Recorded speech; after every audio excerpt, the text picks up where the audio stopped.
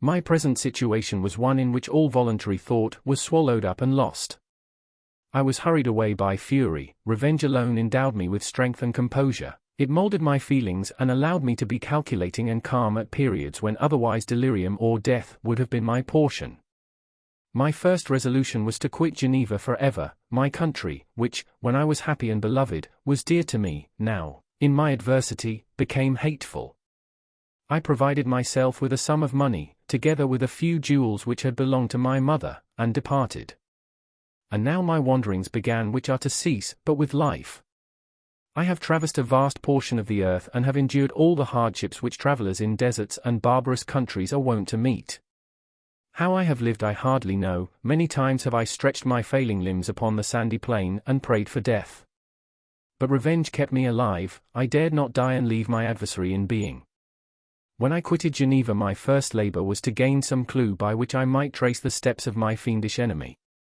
But my plan was unsettled, and I wandered many hours round the confines of the town, uncertain what path I should pursue. As night approached, I found myself at the entrance of the cemetery where William, Elizabeth, and my father reposed. I entered it and approached the tomb which marked their graves.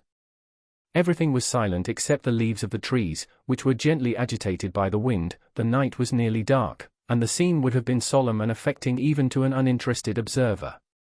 The spirits of the departed seemed to flit around and to cast a shadow, which was felt but not seen, around the head of the mourner.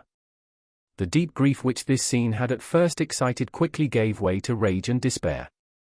They were dead, and I lived. Their murderer also lived, and to destroy him I must drag out my weary existence. I knelt on the grass and kissed the earth, and with quivering lips exclaimed, "By the sacred earth on which I kneel, by the shades that wander near me, by the deep and eternal grief that I feel, I swear, and by thee, O night, and the spirits that preside over thee, to pursue the demon who caused this misery, until he or I shall perish in mortal conflict. For this purpose I will preserve my life. To execute this dear revenge will I again behold the sun and tread the green herbage of earth, which otherwise should vanish from my eyes forever. And I call on you, spirits of the dead, and on you, wandering ministers of vengeance, to aid and conduct me in my work. Let the cursed and hellish monster drink deep of agony, let him feel the despair that now torments me." I had begun my adjuration with solemnity and an awe which almost assured me that the shades of my murdered friends heard and approved my devotion, but the furies possessed me as I concluded, and rage choked my utterance. I was answered through the stillness of night by a loud and fiendish laugh. It rang on my ears long and heavily, the mountains re-echoed it, and I felt as if all hell surrounded me with mockery and laughter.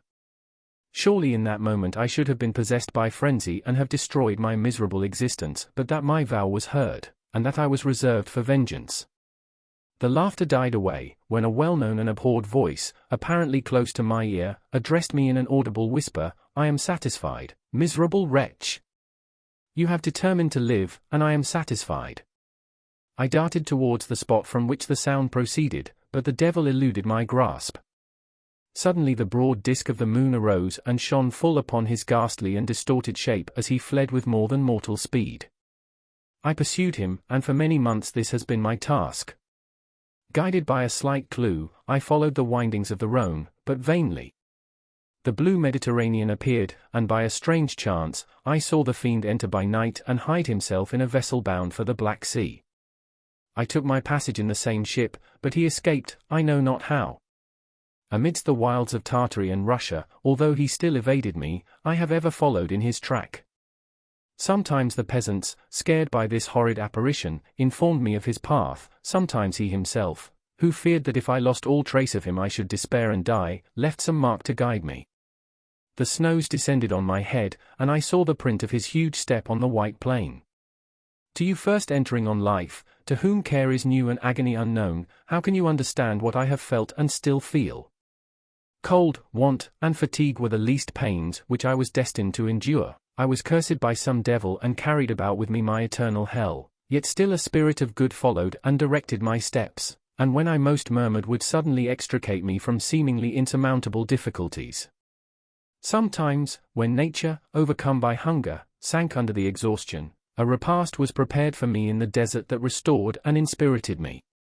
The fare was, indeed, coarse, such as the peasants of the country ate, but I will not doubt that it was set there by the spirits that I had invoked to aid me. Often, when all was dry, the heavens cloudless, and I was parched by thirst, a slight cloud would bedim the sky, shed the few drops that revived me, and vanish. I followed, when I could, the courses of the rivers, but the demon generally avoided these, as it was here that the population of the country chiefly collected. In other places human beings were seldom seen, and I generally subsisted on the wild animals that crossed my path. I had money with me and gained the friendship of the villagers by distributing it, or I brought with me some food that I had killed, which, after taking a small part, I always presented to those who had provided me with fire and utensils for cooking. My life, as it passed thus, was indeed hateful to me, and it was during sleep alone that I could taste joy. O blessed sleep! Often, when most miserable, I sank to repose, and my dreams lulled me even to rapture. The spirits that guarded me had provided these moments, or rather hours, of happiness that I might retain strength to fulfill my pilgrimage. Deprived of this respite, I should have sunk under my hardships. During the day I was sustained and inspirited by the hope of night, for in sleep I saw my friends, my wife, and my beloved country. Again I saw the benevolent countenance of my father, heard the silver tones of my Elizabeth's voice, and beheld Clerval enjoying health and youth. Often, when wearied by a toilsome march, I persuaded myself that I was dreaming until night should come and that I should then enjoy reality in the arms of my dearest friends. What agonizing fondness did I feel for them! How did I cling to their dear forms, as sometimes they haunted even my waking hours, and persuade myself that they still lived. At such moments vengeance, that burned within me, died in my heart, and I pursued my path towards the destruction of the demon more as a task enjoined by heaven, as the mechanical impulse of some power of which I was unconscious, than as the ardent desire of my soul. What his feelings were whom I pursued I cannot know. Sometimes, indeed, he left marks in writing on the barks of the trees or cut in stone that guided me and instigated my fury. My reign is not yet over, these words were legible in one of these inscriptions, you live, and my power is complete.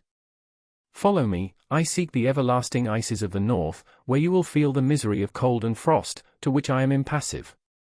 You will find near this place, if you follow not too tardily, a dead hare, eat and be refreshed.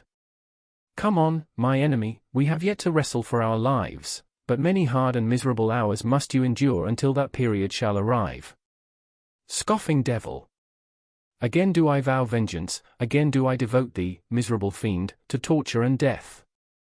Never will I give up my search until he or I perish, and then with what ecstasy shall I join my Elizabeth and my departed friends, who even now prepare for me the reward of my tedious toil and horrible pilgrimage.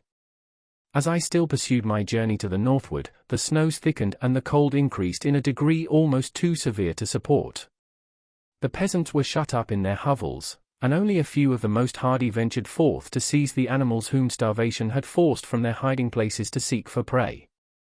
The rivers were covered with ice, and no fish could be procured, and thus I was cut off from my chief article of maintenance. The triumph of my enemy increased with the difficulty of my labors. One inscription that he left was in these words, "Prepare! Your toils only begin, wrap yourself in furs and provide food, for we shall soon enter upon a journey where your sufferings will satisfy my everlasting hatred." My courage and perseverance were invigorated by these scoffing words. I resolved not to fail in my purpose, and calling on heaven to support me, I continued with unabated fervor to traverse immense deserts, until the ocean appeared at a distance and formed the utmost boundary of the horizon. Oh! How unlike it was to the blue seasons of the south! Covered with ice, it was only to be distinguished from land by its superior wildness and ruggedness. The Greeks wept for joy when they beheld the Mediterranean from the hills of Asia, and hailed with rapture the boundary of their toils. I did not weep, but I knelt down and with a full heart thanked my guiding spirit for conducting me in safety to the place where I hoped, notwithstanding my adversary's jibe, to meet and grapple with him. Some weeks before this period I had procured a sledge and dogs and thus traversed the snows with inconceivable speed. I know not whether the fiend possessed the same advantages, but I found that, as before I had daily lost ground in the pursuit, I now gained on him, so much so that when I first saw the ocean he was but one day's journey in advance, and I hoped to intercept him before he should reach the beach. With new courage, therefore, I pressed on, and in 2 days arrived at a wretched hamlet on the seashore. I inquired of the inhabitants concerning the fiend and gained accurate information. A gigantic monster, they said, had arrived the night before, armed with a gun and many pistols, putting to flight the inhabitants of a solitary cottage through fear of his terrific appearance. He had carried off their store of winter food, and placing it in a sledge, to draw which he had seized on a numerous drove of trained dogs, he had harnessed them, and the same night, to the joy of the horror-struck villagers, had pursued his journey across the sea in a direction that led to no land, and they conjectured that he must speedily be destroyed by the breaking of the ice or frozen by the eternal frosts. On hearing this information I suffered a temporary access of despair. He had escaped me, and I must commence a destructive and almost endless journey across the mountainous ices of the ocean, amidst cold that few of the inhabitants could long endure and which I, the native of a genial and sunny climate, could not hope to survive. Yet at the idea that the fiend should live and be triumphant, my rage and vengeance returned, and like a mighty tide, overwhelmed every other feeling.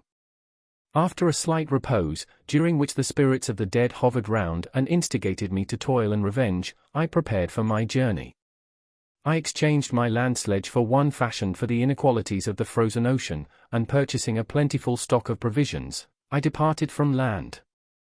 I cannot guess how many days have passed since then, but I have endured misery, which nothing but the eternal sentiment of a just retribution burning within my heart could have enabled me to support. Immense and rugged mountains of ice often barred up my passage, and I often heard the thunder of the ground sea, which threatened my destruction. But again the frost came and made the paths of the sea secure. By the quantity of provision which I had consumed, I should guess that I had passed 3 weeks in this journey, and the continual protraction of hope, returning back upon the heart, often wrung bitter drops of despondency and grief from my eyes. Despair had indeed almost secured her prey, and I should soon have sunk beneath this misery. Once, after the poor animals that conveyed me had with incredible toil gained the summit of a sloping ice mountain, and one, sinking under his fatigue, died, I viewed the expanse before me with anguish, when suddenly my eye caught a dark speck upon the dusky plain. I strained my sight to discover what it could be and uttered a wild cry of ecstasy when I distinguished a sledge, and the distorted proportions of a well-known form within. Oh! With what a burning gush did hope revisit my heart! Warm tears filled my eyes, which I hastily wiped away, that they might not intercept the view I had of the demon, but still my sight was dimmed by the burning drops, until, giving way to the emotions that oppressed me, I wept aloud.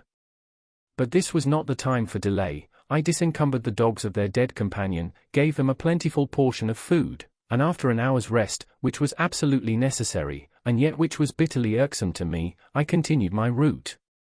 The sledge was still visible, nor did I again lose sight of it except at the moments when for a short time some ice rock concealed it with its intervening crags. I indeed perceptibly gained on it, and when, after nearly 2 days' journey, I beheld my enemy at no more than a mile distant, my heart bounded within me. But now, when I appeared almost within grasp of my foe, my hopes were suddenly extinguished, and I lost all trace of him more utterly than I had ever done before. A ground sea was heard, the thunder of its progress, as the waters rolled and swelled beneath me, became every moment more ominous and terrific. I pressed on, but in vain. The wind arose, the sea roared, and, as with the mighty shock of an earthquake, it split and cracked with a tremendous and overwhelming sound. The work was soon finished. In a few minutes a tumultuous sea rolled between me and my enemy, and I was left drifting on a scattered piece of ice that was continually lessening and thus preparing for me a hideous death. In this manner many appalling hours passed, several of my dogs died, and I myself was about to sink under the accumulation of distress when I saw your vessel riding at anchor and holding forth to me hopes of succor and life. I had no conception that vessels ever came so far north and was astounded at the sight. I quickly destroyed part of my sledge to construct oars, and by these means was enabled, with infinite fatigue, to move my ice raft in the direction of your ship. I had determined, if you were going southwards, still to trust myself to the mercy of the seas rather than abandon my purpose. I hoped to induce you to grant me a boat with which I could pursue my enemy. But your direction was northwards. You took me on board when my vigor was exhausted, and I should soon have sunk under my multiplied hardships into a death which I still dread, for my task is unfulfilled. Oh! When will my guiding spirit, in conducting me to the demon, allow me the rest I so much desire, or must I die, and he yet live? If I do, swear to me, Walton, that he shall not escape, that you will seek him and satisfy my vengeance in his death. And do I dare to ask of you to undertake my pilgrimage, to endure the hardships that I have undergone? No, I am not so selfish. Yet, when I am dead, if he should appear, if the ministers of vengeance should conduct him to you, swear that he shall not live, swear that he shall not triumph over my accumulated woes and survive to add to the list of his dark crimes. He is eloquent and persuasive, and once his words had even power over my heart, but trust him not. His soul is as hellish as his form, full of treachery and fiend-like malice.